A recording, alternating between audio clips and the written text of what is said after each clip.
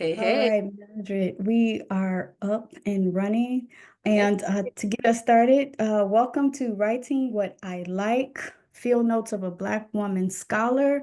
And I have here with me, for those of you who are listening to the podcast, Dr. Mildred Boveda, who's an associate professor of education at Penn State University Sure. in school psychology. Yes, Yeah, school psychology, yes. Not school psychology, ed psychology. my department name is long. It's Ed Psychology, Counseling, and Special Ed. It's EPSI. Too Okay, long. so I just put everything together. There you go. I just put everything together. And I am Dr. Venus Evans Winters, a professor of educational research and policy. I'm also a clinical psychotherapist in private practice, as well as a author. So as you all know, if you're here with me, Field Notes of a Black Woman Scholar is really just my attempt at merging all of my worlds together, that of research, writing, and healing. But Dr. Boveda and I, we decided to get together for a special series on Beyond the Soundbite, Black Feminist Research and Wellness. And I'll let Mildred talk to you all more about the cute, I was gonna say you the brainchild behind it, but I guess it was something we thought about together based Okay. off our musings. So talk a little bit more about our reasonings behind this focus on Beyond the Soundbite, Black Feminist Research and Wellness. So this is our second episode, I guess we'll call it, from the series. And the first one was on your YouTube live, which was amazing. I had a good time with you.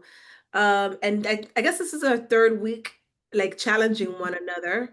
And basically, this is coming off of conversations about collaborations. But I think the way you framed it in one of your initial, I think, LinkedIn post about it, which is collaborations beyond the typical writing and like productivity focused efforts that we tend to do as academics, but this is about us having conversations and in pushing one another, but in the gentle pushes, right? Gentle pushes to prioritize our wellness and Lifting up one another, that's right. right? That's Lifting right. up one another. Yeah. Lifting one another up, prioritizing our wellness, and Yeah. I like we discussed, I'm at this point now where I am very blessed in my career where I have a ton of opportunities coming my way, and sometimes figuring out what to say yes to can be challenging. And so for 2025, like I have an emphasis on gentleness, but also on saying yes to things that are going to help me grow or learn or grow and learn, right?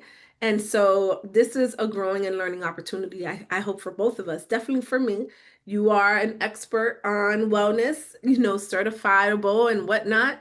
And yeah, I've enjoyed our conversations. And also, I've enjoyed conversations that have resulted with other people since we started this challenge. I'll probably bring a couple of those into today's podcast, or what is it, video that we're doing. Yeah, we're calling it an episode, but on writing what I like, field notes of a Black woman scholar, we actually refer to these as field notes. There we So it's a play on, my work as an ethnographer, auto ethnographer, Black feminist ethnographer, but also my book, Black Feminism and Qualitative Inquiry. So I wanted these field notes. These are conversations that I would have with my mother's with an S, my daughters with an S, even though I only gave birth to one, and with my sisters and play cousins and them. And so, Dr. Boveda, it's a privilege having you here because you've always fallen under all of those categories, right? And so the only thing we ask, right, in these field notes for our special series is that we're gonna keep it 100. Oh, Right. good. So we said we were going to be authentic in Okay. our conversations. So we're going to have similar conversations that we would have if we weren't, recording, or if we weren't on this podcast, right? If we weren't on YouTube. And so it's kind of a moment of vulnerability in helping other people better understand how we can do this thing called research, wellness, teaching, public pedagogy before a live studio audience. Is Yeah. that still a thing? But anyway, so today's episode title or field note is titled Healing through storytelling, Black feminist research, and the power of journaling. Hmm. Healing through storytelling, Black feminist research, and the power of journaling. So this is the time, Mildred, where I would ask our followers, my audience, listeners, if you are driving, you obviously can't do this. But for those of you who may be sitting in your practice, sitting down in your journaling practice, your reflection or mindfulness practice, or your research and writing practice, this is where you pull out your journal. Pull out your journal. You know, I like to give out homework and tips, right? Tools for real life. So thank you all though for those of you who have been waiting for me to upload or download, depending on how you look at it. And today I actually want to start with the theme of exploring storytelling as a tool of resistance. Exploring storytelling as a tool of resistance, research, and healing based in the Black feminist womanist traditions and how journaling supports that process. Okay, so some of the things we'll be focusing on. Grab your journals. First of all, what is Black feminist storytelling? And Dr. Mildred and I both will share our perspectives on that. And why does storytelling matter? Why does it matter in our personal lives, our professional lives, in our communities of care? And also, I would say too, Mildred, in our scholarship. Why does it matter? And how can we blur the lines? And of course, I'll probably be pulling from people like Black feminist activists, Audre Lorde, Bell Hooks, Toni Morrison, etc. So I want to give a prompt, if I may. It did all pull Mildred into this conversation. So as Bell Hooks reminds us, the margins have always been a space of creativity. The That's right. margins have always been a space of creativity. So, what I would like for us to write down in our journal and something that I would like for all of us to contemplate. And by the way, Mildred and I, we're going to contemplate this too. Okay. We just have a week long to contemplate it. What stories emerge when Black women speak from the margin? What stories emerge when Black women speak from the margins? Okay. So Mildred, let's discuss storytelling as a research method, especially grounded in the Black feminist tradition or Black feminist methodologies. Um, can you tell me like what is your affinity to storytelling? Yeah, well, it's huge for me. Storytelling is, well, first of all, today, as we're recording this, today's my mom's birthday. And so those May who, 20th. May 20th, it's like, Happy it's, birthday, Mama Boveda. thank you. Thank you. Those of you who were able to listen to the first episode of Beyond the Sound Bites, or what is it, field notes of the Beyond the Sound Bites that we had, talked a lot about my mom. And what's interesting is, in that last conversation we had, we were talking about wellness and all of that, which was great. And one thing I talked about, like personal catastrophes that I experienced in the last couple of years with the passing of my mom and then my dad 17 months later. But also, like, there's another context that we're doing these conversations, we're having these conversations in. And, it's what today's May 20th, 2025. And the world is wilding right now. Like, the It's on world is fire. Rylan, right now, it is on fire. There is epistemicide that's happening. There is scholasticide. And so those two words are fancy words for the targeting, the intentional targeting of intellectuals and of educational systems and of structures in place of knowledge production. It's happened in Gaza, like many universities have been obliterated. And okay, so what does that relate to? How does that relate to storytelling? Oh, well, storytelling for me was absolutely critical growing up. My mom was a storyteller. She was somebody who would every single day share with me her stories, and then her mother's stories, her father's stories, and then her father would share stories with her. And so we are like children of the oral tradition, like no doubt about it. And my grandmother, my grandfather, they did not have access to schooling. and they didn't, they didn't read or write, but they were very good storytellers. They were very good knowledge producers. And oral tradition requires a lot of repetition, a lot of it's like there's a peer review process in some ways with the ancestors and those who are responding to the stories that you're telling, as they're listening. Absolutely. And so there's a process, and I grew up like I am my mom's student, and my mom's stories really sustained me and made me who I am. And so in terms of Black feminism, my mom never would have called herself those like Black feminists. Mm-mm. Was a Black feminist. She did one time I was like, Mommy, you're a feminist. And she was like, yeah, like, yeah, I am.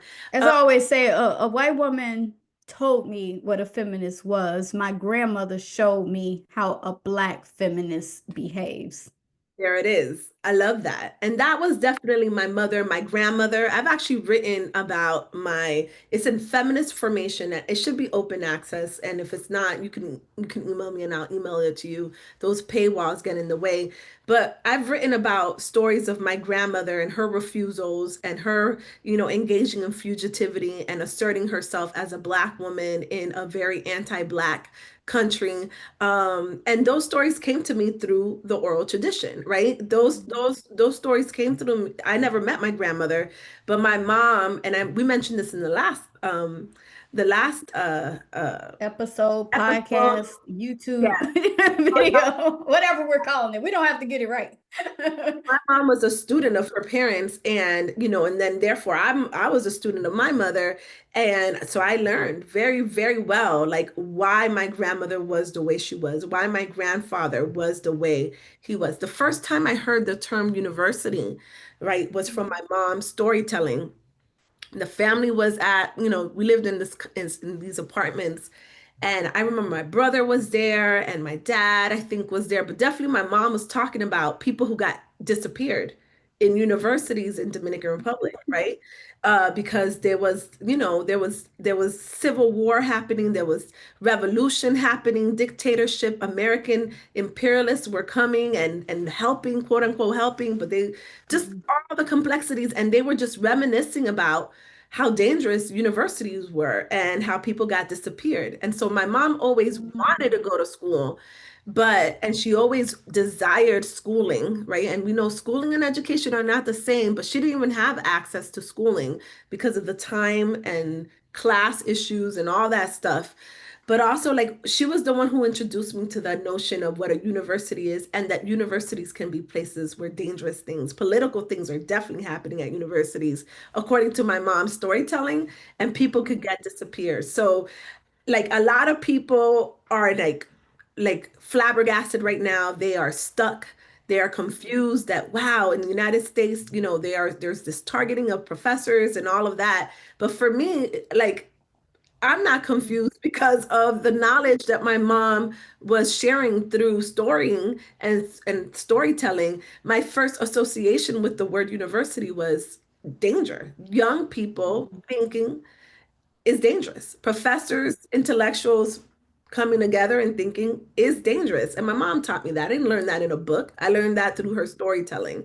So that's just an Yeah, example of why yeah. it's very relevant to my work. I think that's interesting because I do remember my grandfather once saying to me early on when I became a PhD, I remember him saying to me, why did all the civil rights leaders go into universities?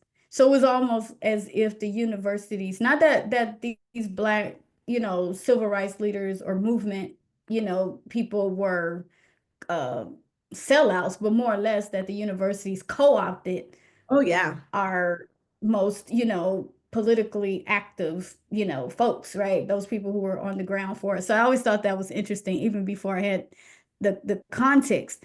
But I think that I do have a question too. Like, do you consider yourself a storyteller? absolutely. I am a storyteller. I am a student of the oral tradition. I am somebody who will interject if I'm interested. And if I am quiet and you are talking to me, that means I am checked out or I am judging you. If I am listening to you You and the don't find it that interesting. coming out of my mouth and I'm just looking at you, know that I am not amused by what you are saying. But yeah, I'm a storyteller and not everybody is, right? Not everybody is, but I am. I'm a storyteller. And yeah, it's a way stories are how we as humanity have survived, right? Despite it all, despite us, in spite and because of us each other, right? Like what we do to one another is we love one another, but we can also destroy one another, and stories survive, and there's multiple ways to storytell. Like, there's storytelling with songs, with like quilting, with um there's Dance.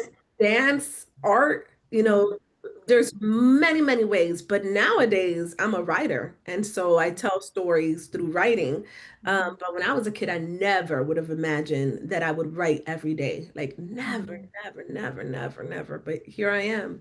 But I was Mhm. a storyteller before I was, and it's funny because storytelling is another euphemism for lying, right? I Yes, don't. absolutely. Absolutely. Right. And A trickster too, though. Let's be clear. Now, in the African tradition, a storyteller can also be a trickster, or what some people may call as a liar. but I think that story there's more truth sometimes in a story than there is in a report, right? Like Mhm. in a in a supposedly factual recorded report of something that happened. If you listen to Mhm. the stories, the songs, the hip hop, rap songs Oh about it, yeah. the I melody. still think that Jay-Z's 444 album was one of the greatest literature reviews ever written. Okay, Period. look at that. In particular, I'm gonna say Marcy Me was the greatest literature review ever written for me. All right, so now I got to go and listen to it, and I got Yeah, okay homework, writing it yeah, down. But yeah. I mean, he's given us a overall social, political, economic, and personal review of his experiences, his perspectives, right? And that's what a rich literature review does. You cite your sources, right? Dr. Lee, are you a storyteller? Ha, that's a good question. I was hoping you didn't flip it on me. You know what's funny? I don't think I was just thinking about that, but I don't think that I've yet earned the right to call myself a storyteller. Okay. But that could be because I just left my family. Shout outs to my baby sister. She just graduated with her master's degree in emergency and crisis management. So sometimes when I'm around my family, Mildred, and we come from all walks of life, trust me, I Mhm. think that I've seen storytellers, right? Master Uh, storytellers. yeah, like master storytellers, and I think we all have that gift. And something I'm learning too, that sometimes good storytellers are good listeners. And I'm learning that, Yes, as I get older, to be honest, right? But speaking yes, of good listeners, absolutely. I'm becoming uh a master storyteller in my own right, but I first learned about storytelling sitting on my grandma's front porch getting my hair did.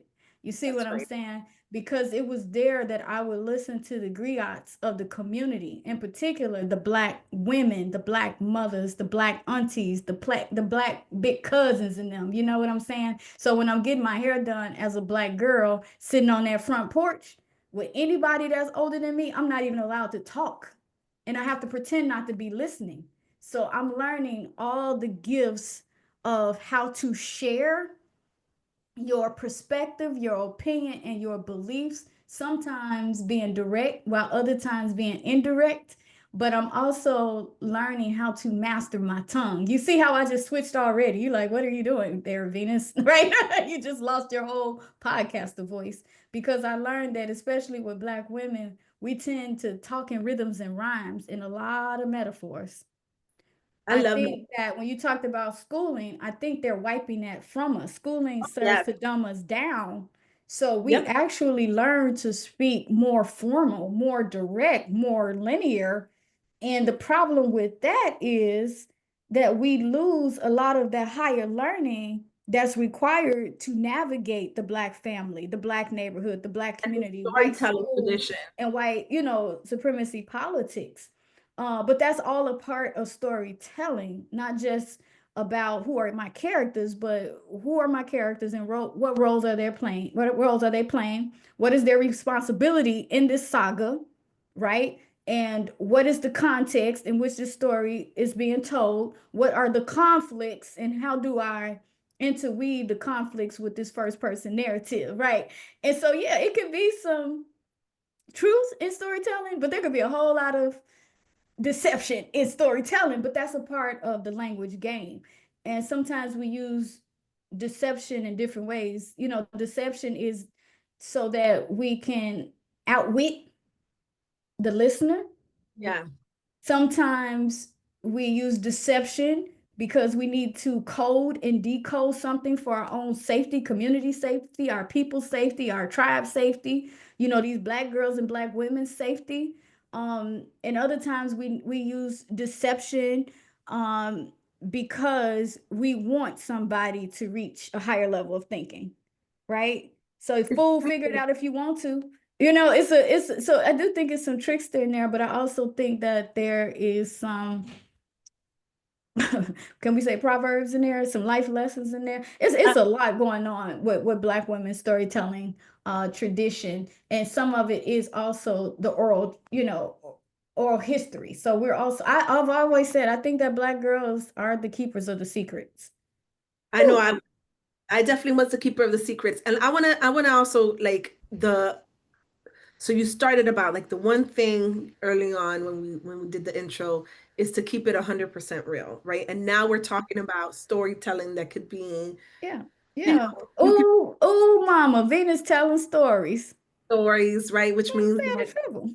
imaginations are going wild. But something that I've been since the last time you and I had a conversation, something that keeps coming up is fakeness, right? And people who are fake. And I even mentioned it in the last podcast where we're talking about people are phony. I used the word phony. But Phony. to me, like where I come from, I want to spell phony for our cross-cultural listeners. Phony. That's a real word. Is that a real word? It's a real word. It is. phony is a real word, right? Fake, phony, and She there's other acting F phony. words. She two-faced it. Two-faced, multifacial is who I call. Let me stop. Let me stop. But Okay. But I've been struggling with that one, or not struggling. I've been thinking a lot about how, first of all, like where I come from three places that I would name that I'm from.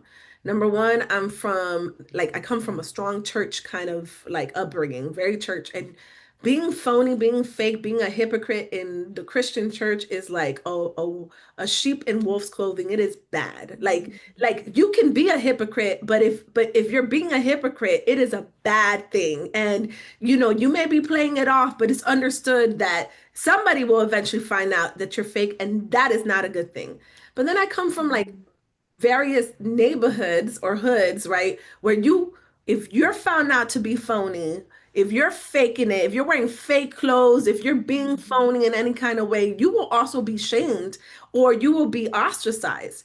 And so then now I'm in a culture, right? The academic Ivy League, not Ivy League, even though Ivory Tower. I, Ivory Tower. I did the Ivy League too, but the The Ivy white ivory tower. Yeah, the which ivory is, tower. believe it or not, it's more inclusive, the Ivy Tower, than the Ivy League is. But now I'm in this place where you can write about justice and be oppressive, right? You can write about loving Black girls and hating Black, and you hate the Black women who they become, right? And so I'm I was having this conversation with somebody about somebody who I think is fake, right? And I said, yeah, she's phony, she's fake, but I'm kind of used to it now, right? Like I'm not even bothered by it. And and why? Why have I become accustomed now to somebody who Mm, before I became an academic would have been considered not a trickster, because a trickster, some you Yeah, need because that's what I was thinking. There's a big difference between, huge difference. telling stories or deception and storytelling, because that's almost an art form from Richard Pryor, to Tricksters can Eddie say a lot. Murphy to Dick Gregory, right? That's a part of the art and skill of it. We don't always know truth from, fiction. That's an art form, but to use To be your words, fake, fake, phony, and a hypocrite, to be a right? hypocrite, to That's damn near a sin. that is Right? a no-go where I'm Yeah. from. But Yeah, now yeah. it's so Where you're from. common. I'm like, and so the big question is, am I becoming acclimated and socialized to normalize? I hope I'm not moving like that. There are times where I do play the trickster role, right? And the trickster role is when you're like I mentioned earlier, like if I I'm see. smiling and nodding, and Um, not talking to you, you may think I'm attentively listening, but I'm over this conversation, right? So but Mildred, right? So for you, as a black woman, black mother, black sister, black daughter, black woman professor, do you think though there's space for compassion? Because when you said, right, that you've where seen it's coming people who from. say, I stand for black girls, or I stand for black women, I support black girls and black women, but they'll backstab another black woman. Do you feel like it's not that they hate other black women, maybe they haven't figured out yet how to love themselves? That's where it's coming from. Because I've been questioning. That's exactly, you hit it right before I can even finish the thought. A lot of the reasons why now I'm a lot more tolerant of things that as a kid and as somebody where I'm in the real world, like in the different world, it's a different world than where we come from, is because I think now I'm a lot more patient and understanding that this has been a coping mechanism, or this is, I don't want to sound I don't want to sound condescending, and I don't want to sound patronizing. But what I'm becoming aware of is that where I came from, that disciplining of being sincere and coming like authentic, that's something that was a privilege that I had. The fact that I always say I've been peer reviewed all my life, where people may have looked at it as a deficit. Oh, you went to that school, or you went to, you grew up in that neighborhood. I feel like it was a privilege that I grew up in a place where I was refined by high expectations, and also I was refined by the perception that my success should not come at the cost of the wellness of the community around me, and the things that are good for me should not bring shame to those around them. And I realize now maybe I'm becoming more graceful, more patient with people who don't have that integrity, because I'm seeing that not everybody was held to the same standards that I feel like I have been held to. And I'm grateful that I was held to a standard where if I was found out to not be sincere and I was exposed, I would be held accountable or face repercussions. I'm glad I had that, because I feel Mhm. I I'm gonna say something, like this is recorded. I guess I'm just coming clean on my mom's birthday. I see people who have completely reinvented themselves once they became an academic, and you don't know anything Oh, about their wow. life before. Wow. I think about that all the time. Yeah, Whereas yeah. me, you're gonna meet, like you met somebody I went to high school with. Like we were at, Yeah, yeah, yeah, you're gonna know, yeah. like I didn't reinvent myself. Like, I've That is so true. I think about it all the time, though. I think about, wow, these people, they never talk about their families, their old neighborhoods, their oh, schools. But then I just think, am I one of those people who overshare, right? Because I do think that when you do qualitative inquiry, especially through a critical lens, through a Black feminist womanist lens, I do think we tend to talk about our own socialization process, our own childhood, our own coming into girlhood and womanhood. I do think that's a part of the process, but that might not be for now that's what you're being everybody. extra graceful, and I love that about you, Venus. I love that. I love that you're being extra, because you know what it is when you don't have people. Like, where are your people? Where are your Holding you account, people? Oh, your people started an academy, which is interesting, and you have, and that's okay. That's all right. That is fine. Okay, that is fine, Mhm. but it's just different, and I hope that I'm not being, again, I hope I'm not coming across arrogant. I hope I'm not coming across judgmental. If anything, this kind of like, because now there's been, for the last probably 2 years, I find myself in situations with people who who I am being incredibly patient with, even when Mm, there's a lack of integrity, and then somebody else, then I'll process it out loud, usually with a Black woman that I really respect. I'm like, I find XYZ activity really strange. And they're like, well, Mildred, I know you to be authentic. Why don't you call it out? Right. And mm, the answer to that is, what's the point? mm. Like if there was a point, if there was a culture where you would, if the culture was one where it would be a problem, like where I'm from, it is definitely a problem to say one thing and really be moving in a different way. But since I've come to see that in this particular culture, that's not necessarily a problem, why am I going to spend energy telling a grown person something, it's something Mm. that I am literally thinking out loud and processing. Somebody called me an oral processor. They meant it That's the like thing. dig. They meant it as a dig, but it's true. I come from an oral tradition. I am an oral processor. And Hmm. that's one of the benefits of us doing this podcast, is that we're Yeah. processing this Yeah. together. Is it that I'm becoming, is it that the culture of fakeness that or maybe that's not fair. The culture of the lack of integrity that I'm used to from where I'm come from, that I see is common in this work that I find here in the academy.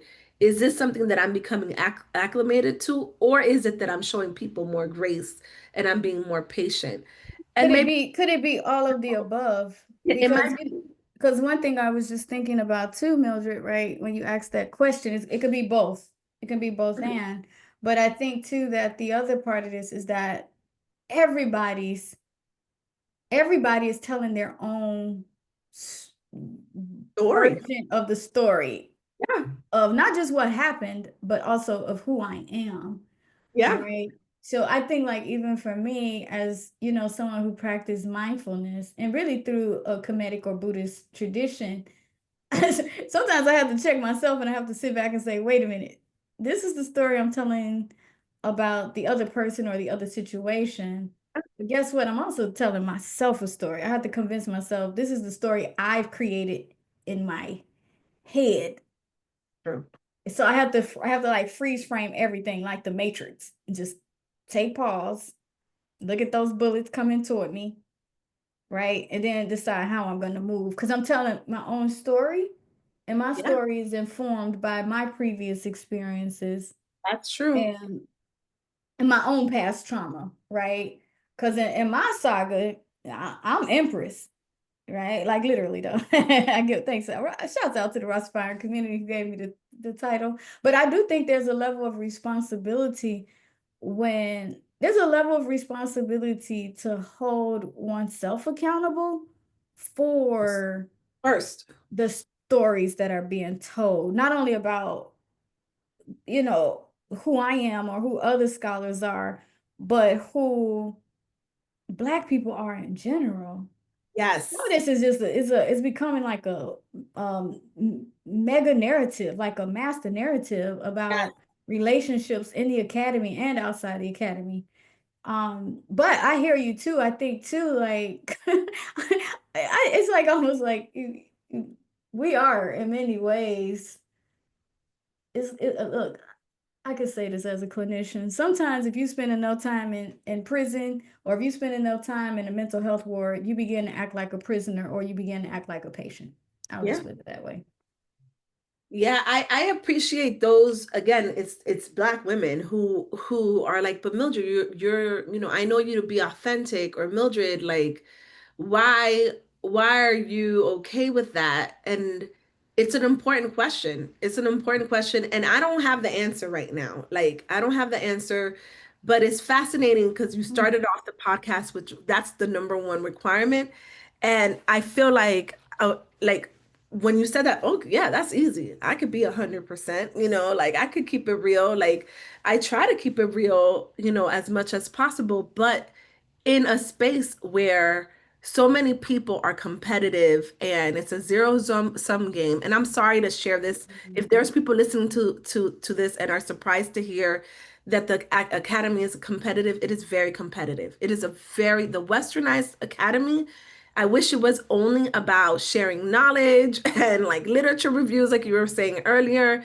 But unfortunately, the westernized academy is very, very competitive, a lot of ranking, a lot of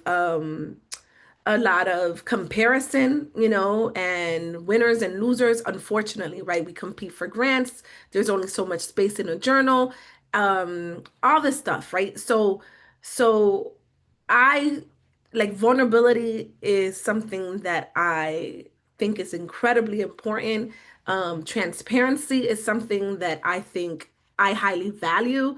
And again, it's probably coming from those upbringings that I shared earlier, where being sincere and being open are seen as like virtues, and then mm, being insincere or not moving in integrity is seen as like a sin, right? It's seen as like the ultimate no-no.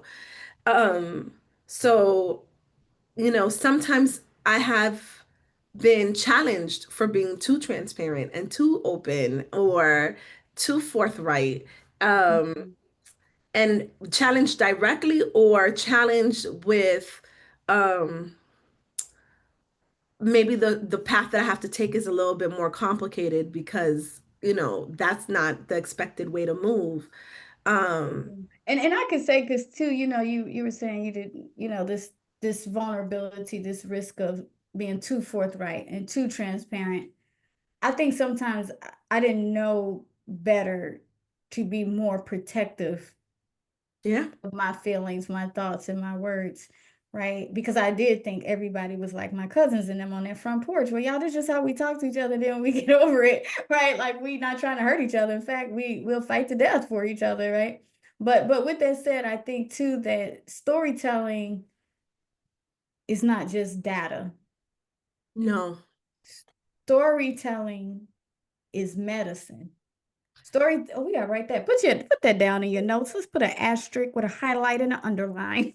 Oh, yeah, absolutely. Storytelling is not just data, it's medicine. And you know why I say that, Mildred? Because I think that a part of my healing process, my ongoing healing process, I have not arrived yet. Okay, I'm not Jesus, nor Mother Teresa, nor Muhammad, nor Buddha. Okay, but storytelling is not just data, it's medicine. The reason why I say that, because a part of my healing journey is through storytelling, It's and this is what happens in therapy too, by the way, but through storytelling, I can become those bullets again, stopping those bullets in the matrix, right? Pausing, seeing them, and deciding how I'm going to yes, move. I can yes. also acknowledge that I've been hurt, but I've also done some hurting, Mm, right? I learned that through listening to other people's story, telling my story, reflecting on my story, journaling on my story, talking to people like you about my story and saying, "Hey, Mildred, what did you think about this?" Right? Because although I said you're the younger sibling, right? And as far as the academy, you're junior faculty. You came in after me, but I absolutely. do think that you have a strong faith, Christian faith, that's probably a little bit more rigorous than even, my faith, right? And something bigger than all of this. And I'll say that I say all of that to say too, though, real talk, Mildred, as a mother and as a MF sister, boy, let's tell it too. Those are the two entities that will tell you the truth about yourself and Yeah. having you looking messy as hell and you sitting up there like, wow, so my shit does stink, huh? Right? Then you gotta go back at night. You gotta think about it. You gotta cry about it. You gotta get mad about it. Then you gotta laugh about it and go, wow, we're human. So I do think that when we learn to tell our story, which is very Yes. important for African Ooh, girls. girls. Yes, When we learn to tell our story and how we tell our story and how we yes, listen to other people's stories, I do think that that moves us beyond just data points and it becomes medicine. So I do want to say, Mildred, make sure you drop to your YouTube channel handles. And I want to say, if you're listening again, and just write in your journal or put it, send us a response on YouTube, LinkedIn. Mildred's also Instagram. We're on Instagram. Drop a word in the chat that describes what storytelling means to you. I think we take that for granted. And storytelling means different things to different people. You gave good examples: dancing, singing, yes. spoken word, Art. art. Yeah, it's so many ways. For me, hip hop is one of the biggest Yes. teachers of of storytelling. But I would also say another one of the biggest for me is comedians. Like the Black comedic Oh my tradition God. has taught me how to use this spitfire, as the Rastafarian community tell me. Paul Um, Paul Mooney is a master. oh yeah, Whether yeah. or not you agree or disagree, he is No, a I studied Paul Mooney and I master. studied Dick Gregory like I studied the back of my hand. I studied them the same way that I studied Bell Hooks, Patricia Hill Collins, the same way that I study the teachings of Buddha and Thich Nhat Hanh. I do. Those are tricksters, the timing, all of that. I love that phrase, the importance of learning how to tell your story. Because you have to not only tell your story, but learn how to tell your story. And there's an art.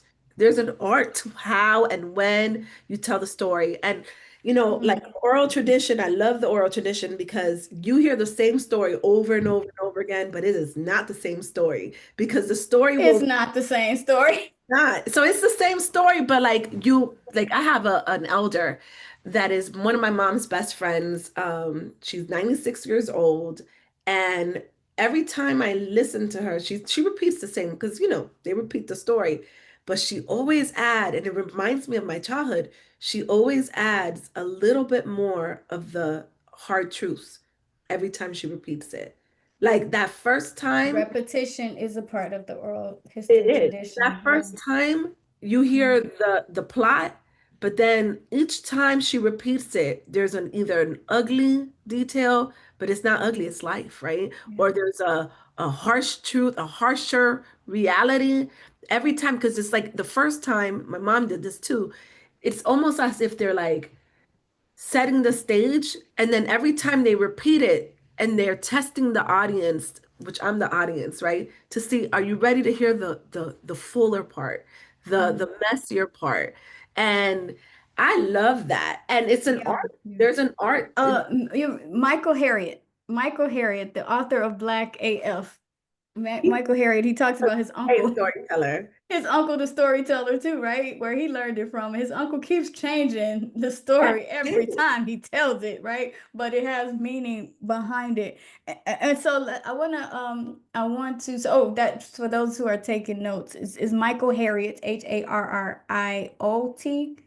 I believe. Michael Harriot, the title of the text is Black AF. Um, I want to segue Mildred, because I think this is important. Since we've talked about storytelling, let's talk more about how journaling supports storytelling and self-reflection. Because I do think that journaling is a method of meaning making, especially for, people of African ancestry and Black girls and Black women, Africans across the diaspora. So what is your journaling practice like? Ooh, I mean, I have so many journals. I have so many journals. I have a wellness journal where I hold myself accountable to like, did I pray? Did Mm, I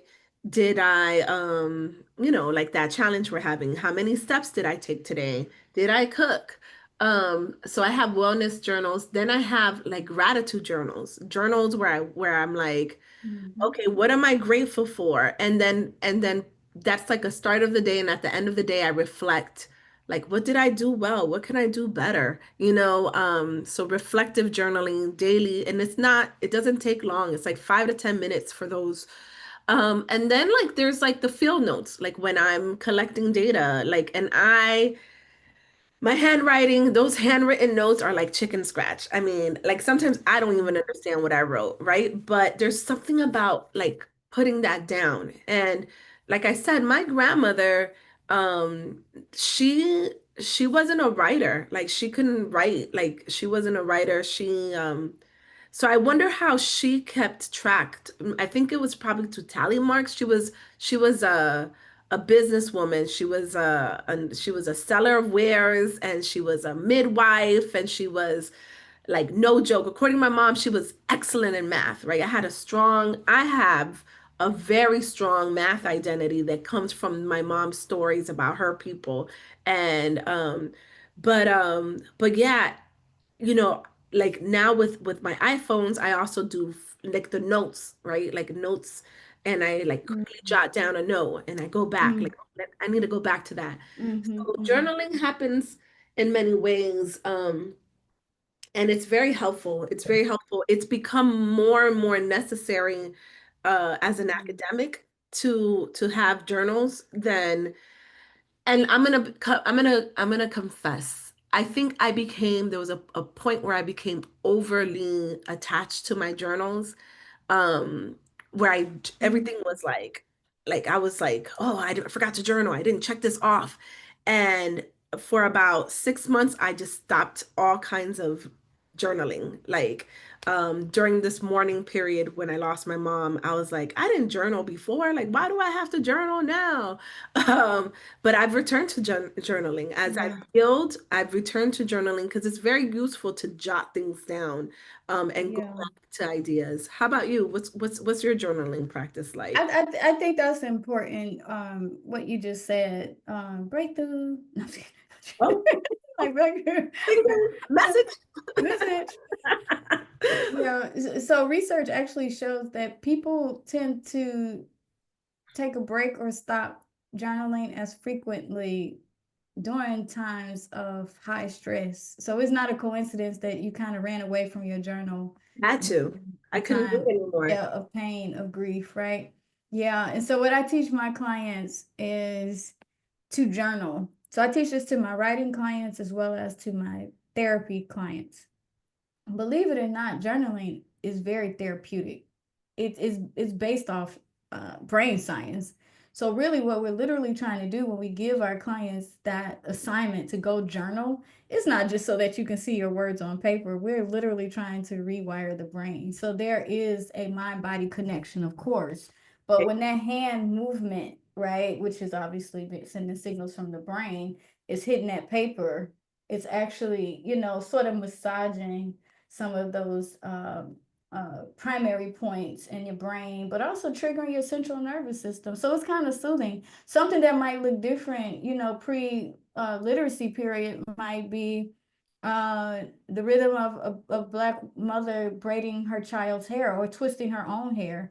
Mhm. Pre-literate again might be something like quilting, right? Mhm. When they weren't allowed to learn how to read and write, it looks like quilting. We kind of see kids sometimes tapping pencils and things like that, right? But journaling does serve a real purpose. And now, especially with my younger clients, they tend to want to grab their cell phones and they want to tap. But believe it or not, what we're learning, the research still shows that it's best to write pen and Right now, paper. That contact, it's just because it's human beings, we've been I using enjoy it. paper longer. Yeah, that's therapeutic and is rewiring the brain more efficiently. But now there's research that's coming in that's showing you can tap, tap, tap on that phone. And it's kind of doing the same thing, maybe not as poignant, right? Or as efficient, but it can give you that same type of Release. It's neurological. Well, it's a release, but it's more of a neurological response. You're actually rewiring the brain, right? That's what's fun about it, yeah.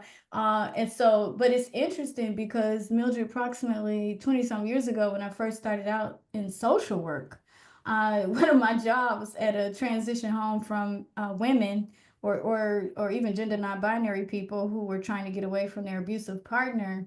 Uh, I had two jobs. One was to like teach calming techniques, relaxation techniques, and the other was to make sure that the children, the parents was like basically using effective parenting styles or whatever. And it's really interesting. So a part of my relaxation techniques was deep breathing. My go-tos.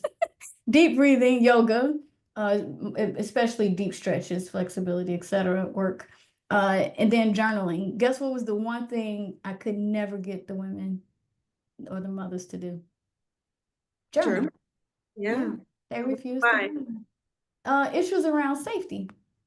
No Oh, matter how far they were. I mean, we're talking about across states, time zones. Physically, a person could not enter the building, their attacker, abuser could not, enter the building. But they always felt when I finally asked the women, after a lot of resistance and negative evaluations, feedback, and they would say they just had this deep-seated fear that their partner would find their journal. wow. Yeah.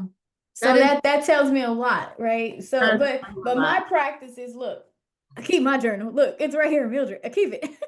So Yeah. I just want everybody to see, like when I say to you all, grab your journals. I mean, I got three right here just sitting on my desk. They all serve different purposes.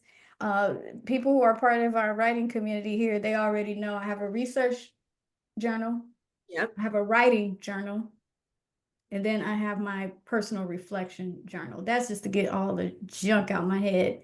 My research journal tends to relate it to my research, as far as data statistics, what did I see, what did I hear, what did I feel? And then my writing journal is like you can put anything and don't worry about citing your sources. We'll fill it in later. You know what Yep. I'm saying? But I do think that yeah, those people who are comfortable writing, right. But it shouldn't cause anxiety. You make a good point. We should take breaks as well. And so, but yeah, so as far as what is my writing practice, I do it frequently, but I'm not perfect at it because it's more like, oh, I got this idea or I need to get this stuff out my head, right? Like, so I think journaling is a practice of liberation, especially for people who once were beaten, maimed, or killed for writing. You see what I'm saying? It's not just for documentation. I want to make that point again. Pull out your journals. Message.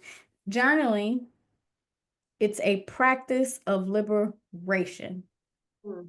It's a practice of liberation, not just documentation. I want us to think about that from a research perspective and from a health and wellness perspective.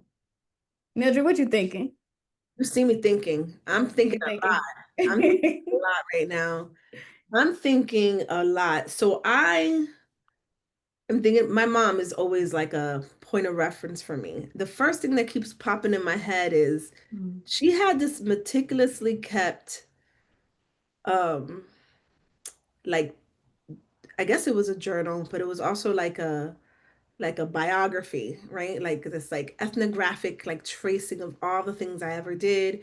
She also had a couple of she kept these really beautiful um autograph books of people who like wrote goodbye to her. She also meticulously kept her photo album. Um, but then at the same time, when I say meticulously, if you look at it, because she didn't have a lot of formal schooling, it is not the most it's not the most aesthetically appealing. Like her handwriting, she would like her the word is ortografía in Spanish, which is like your Autography. yeah, it's the spelling and the grammar, right? So like she would make like a lot of spelling, what we was called spelling mistakes, like inventive spelling. She had 1 year of formal schooling. So Yes. she knew how to, but then there's other ways that mommy journaled. Mommy was somebody or who not just journaled, but mommy was somebody who would sew a lot and she would put together like she made beautiful dresses. She was a modista, like a modiste, not just a seamstress, but she like would style the neighborhood. And she was like for years, she was always in front of her sewing machine, making outfits for the community. And but even like when she was bored, she'll like look at something and she'll like rip it apart and then like put it back together. And so I'm thinking about other ways that people may find that kind of neurological pleasure that you're talking about other than writing because I'm a special educator and I know that for some people writing can be very uh enraptured with trauma, shame, um Absolutely. because of schooling, because of maybe just having a hard time with the writing process. And, the story that you shared about the women and they're being super cautious about journaling, something about that resonated deeply within me, and I don't know why. But I guess I could think about it later on and maybe I'll reflect on it later. Like how privileged, this is a thought I had, how privileged I am that I can journal as much as I do now. Because there was a time in my life where I didn't feel comfortable journaling. I just didn't. I wasn't a journaler. But now, wow, what a privilege I have that I can just, jot my ideas. Um, you know, that's Absolutely, because you got to think we had oral storytellers, we had griots, we had people who documented our history. it did. Right? Those were the sciences. Those were our original scientists. They documented our culture, our history. They documented their own thinking, their own ideas about our relationship to God or higher beings or to the sky, to the water, right? Yeah. To these very, you see what I'm saying? These various dimensions. And now we just call that science. Well, we were the original scientists. Let's be clear, astrologers, mathematicians, archaeologists, right? Right. And so we have to think about it differently because guess where my aha moment came? What Your happened? mama was documenting y'all lives. You do know that, She right? was. Absolutely. I look at her notes and I look at the stuff that she So had. that's why we have to be very, very careful about how we talk about research and writing and science because the assumption is this stuff only takes place in the academy. Well, I'm here to tell you it doesn't. Absolutely not. That's why I am the keeper of the knowledge. In fact, I was thinking it's not for me to call myself a master storyteller because I'm around a lot of people who are definitely better storytellers than me. And I can say that I wrote many, many books and stuff, right? Articles. But I am a master teacher because Mm, that's what my people sent me out to do. In the words of Erykah Badu, what if there was no goods, but there was master teachers? I will stay woke. That's my job, and I know my job, right? To spit fire. Toni Morrison said, Mildred, if there was a book, and you'd appreciate this because you're a nerd. If there's a book that you want to write, there's a book that you want to read, but it hasn't been written yet, then you must read it. write it or read it. I'm sorry, you must write it, Just right? write You it. must write it. So if there's a book that you want to read that hasn't been written yet, then you must write it. Most of us are familiar with that quote that Mama Toni Morrison told us, right? But Mildred and I say, if there's a story you've been waiting to hear, write it in your journal. Mm, Okay, so I do want to give a quick prompt before we close. yeah. Okay. I invite the audience if you are able, and you can use your journal because also to Mildred's point, if you use a tablet or your cell phone, if you are able, I invite you to reflect on this prompt. Okay. So write this down, and you can pause it if you're listening to the podcast or if you drive and come back to it later. So the prompt is write about a time Write about a time that you reclaimed your voice through telling your story. Mm. Write about a time you reclaimed your voice through telling your story. And maybe Mildred and I will share that one. Maybe we'll share that one at some point too with I you have all. something to say to that prompt. And this is for the academics specifically listening, because I mean, I'm very cautious when we get together and we pontificate and kind of point out all the flaws and all the things wrong with the academy because sometimes that pushes people away, and that's definitely not my agenda. Like my agenda is not to like vent and push people away. There is a lot of wonderful opportunities that come in these spaces, but I like I said, I'm transparent. Like I like to tell the good, the bad, and the ugly. But learning how to tell your story is one of the most powerful things you can do as an academic, as a Black woman academic, right? Or a Black feminist academic.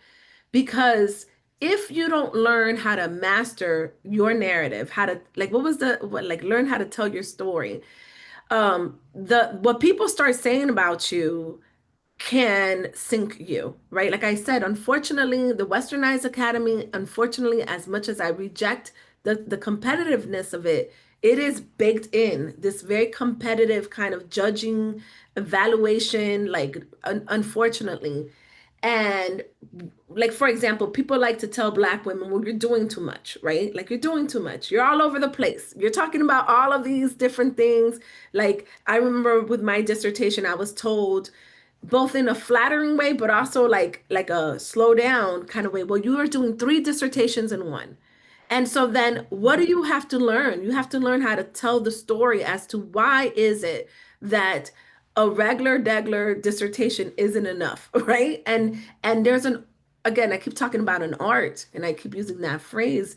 And it's funny because we're scientists, we're researchers. Those of us in the academy, we're social scientists, right? But there's an art to telling your narrative and telling your story of who you are and who you are as a social scientist, who you are as a knowledge maker that you have to learn how to master. Because if you don't, it could be very dangerous for you in the competitive dynamic. I wish it wasn't like that. But also beyond the competitive and danger part, it's also empowering to understand yourself, like to know yourself, to know why am I studying this? Why am I asking these questions? And to have clarity about that in a way that not only are you communicating it to people who are evaluating you, but also for your intended audience and for yourself. I think that that is a very important skill set. It's one of the most empowering things you could do is to learn how to tell your story of who you are in this knowledge making process. That's an excellent point that you point out the competition. Um, And keeping in mind that my graduate school experience was a little different because we were in a predominantly Black department in Good. the College of Education and the Department of Educational Policy Studies at U of I, University of Illinois, Urbana-Champaign, when I came in. Now, keep in mind, I came in during a different time. Right. So you basically had these Black faculty from the South as a part of the call for equity during after the civil rights movement was to bring in more Black graduate students, not just Black faculty, but Black graduate students. So we definitely were predominantly Black and brown leadership. So my experience was totally different.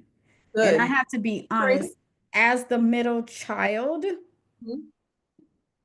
from the south side of Chicago who also, desegregated the south suburbs. I'm Mm, used to competition.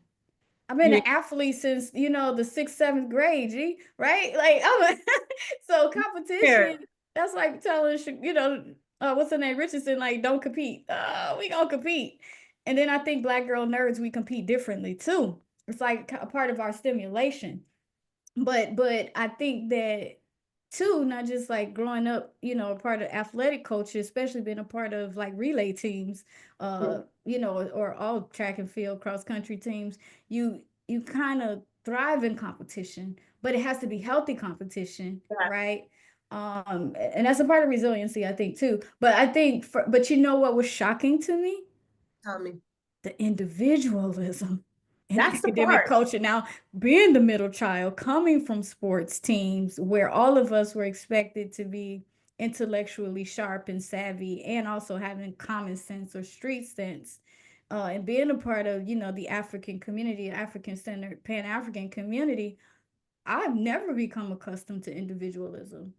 Mm. I can't. Like it's something that's hard, which you can get burnt too because you're always trying to, you know, you're always trying to like work with and for Effectively. and but on behalf. And I think that that's where sometimes I'm still shocked, like, whoa, but that's a part of neoliberalism and that's a part of capitalism that I'm not down for. It's not a coincidence that I choose to be both a professor and a clinician because I can't do the self-serving thing. And if I tried it, which I'm sure I have, I'm not saying, that I'm perfect. It's just, it don't feel good to me. It leaves me in a sunken place.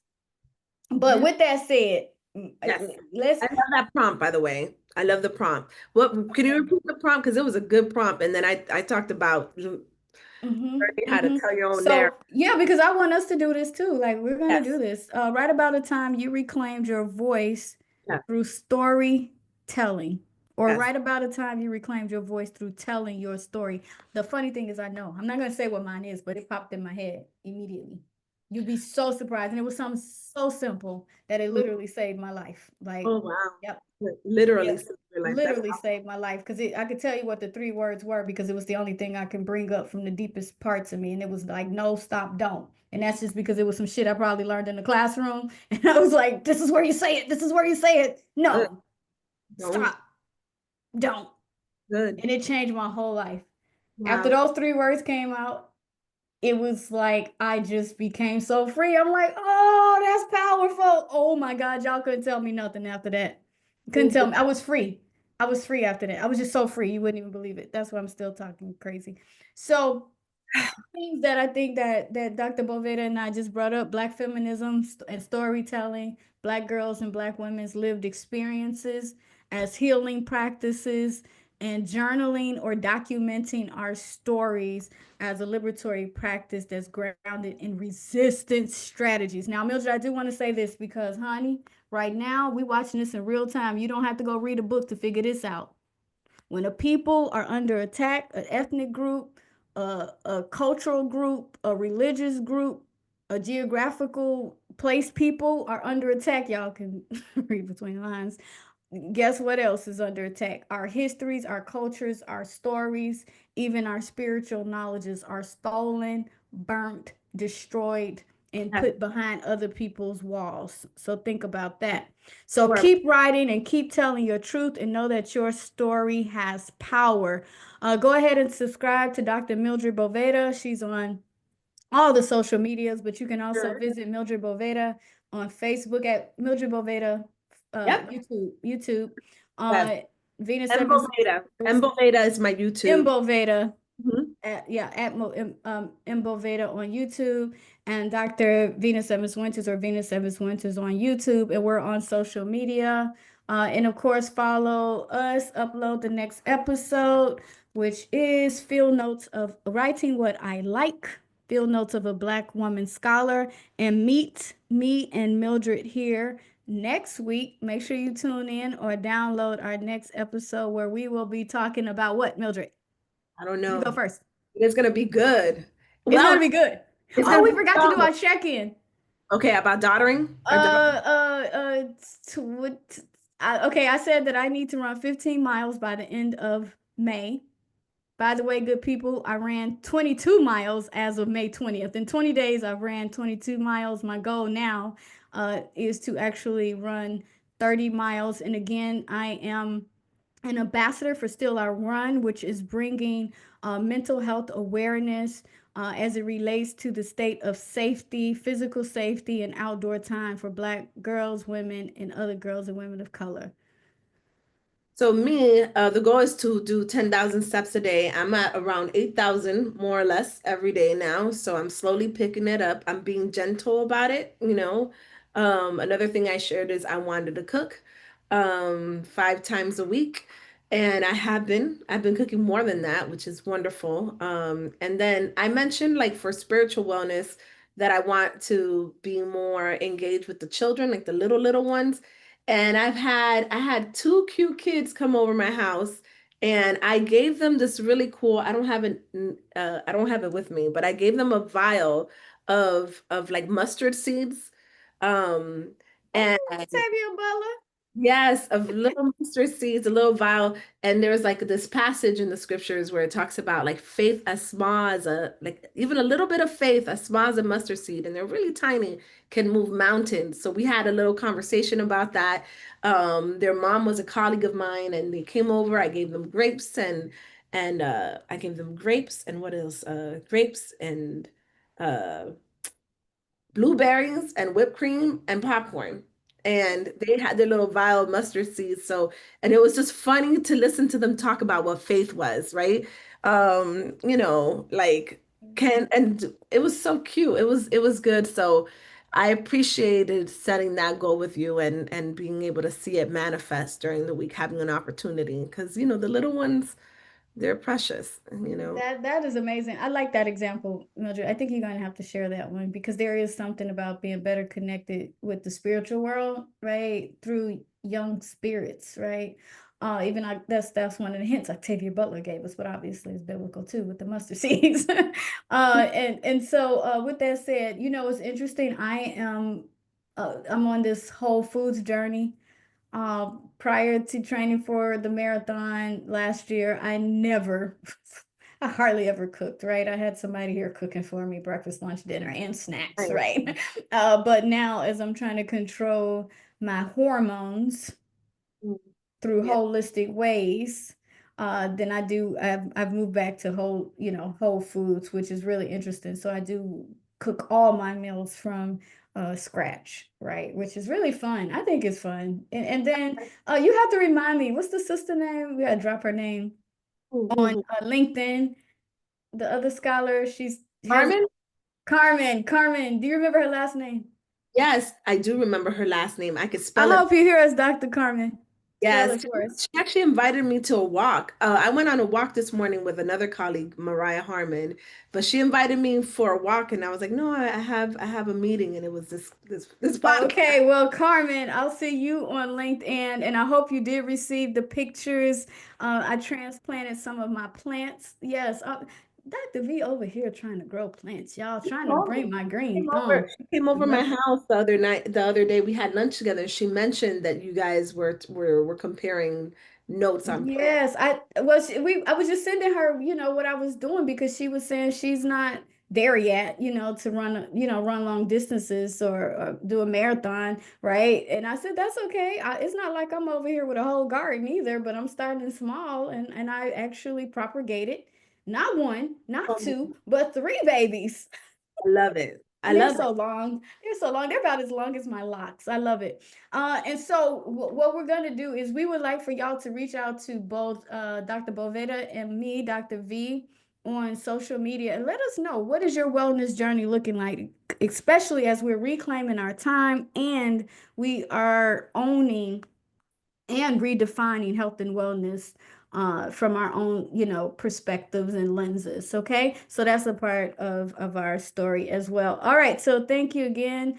Be sure to tune in and to follow us here at Writing Like a Scholar or Writing What I Like Field Notes of a Black Woman Scholar. Thank you, Mildred.